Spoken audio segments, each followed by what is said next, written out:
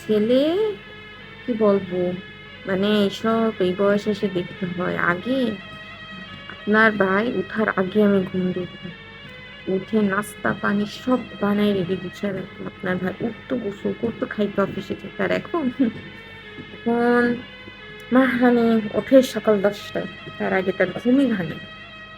তিনি উঠে আস্তে সুস্তে ধীরে সুস্থেই করে।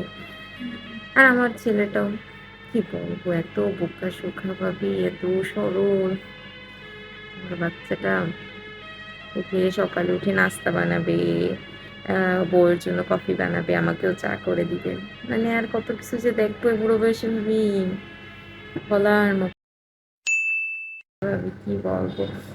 আর আমার মেয়ের কথা কি বলবো, বলে তো রাজরানি করে রাখে আমার বাচ্চাটাকে। হ্যাঁ, সে ওর তো একটু দেরিতে ঘুমানো, মানে ঘুম থেকে ওঠার অভ্যাস তো জানিনি আপনার।